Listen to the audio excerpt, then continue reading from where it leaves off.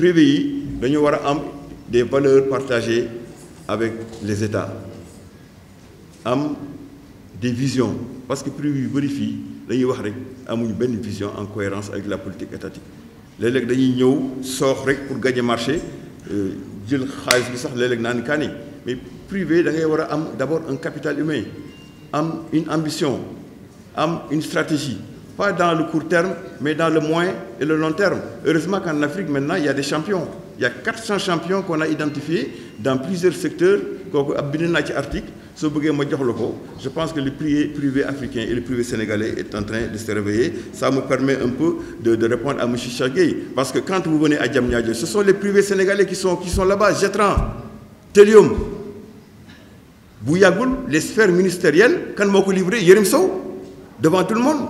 Le TR c'est un partenariat entre la France et les autres sociétés et l'expertise sénégalaise.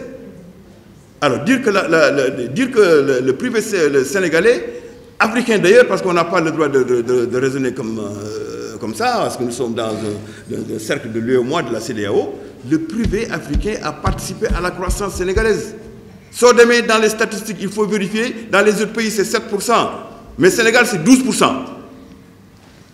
Donc le privé sénégalais a bien participé.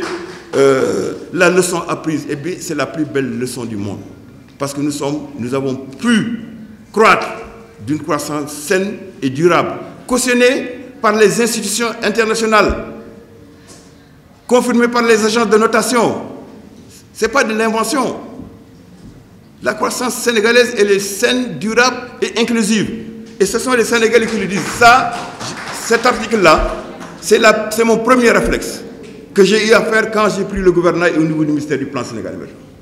Parce que suñu ne politique baax na day fekk ñu ne population yi ñoo ko wax. Ça c'est la perception des Sénégalais. Sur un échantillonnage de 7600, je dis toute la banque de données est là. Si vous voulez, je vous donne la clé des statistiques. Vous allez au Sénégal, il y a quelqu'un qui m'a dit vers Tambacounda, si jamais un opposant vient ici, dinañ ko dàq ak ay yet. Parce qu'aujourd'hui, nous sentons sénégalais. Nous nous sentons sénégalais parce que d'abord, il y a Ben ministre Mousfigno. Nous avons de l'eau, nous avons de l'électricité. Mais évidemment, quand il y a une démocratie, il y a ces politiciens des radios virtuelles qui disent ce qu'ils veulent. Mais allez au Sénégal de profondeur, vous allez voir que le Sénégal, le PSE a un impact positif.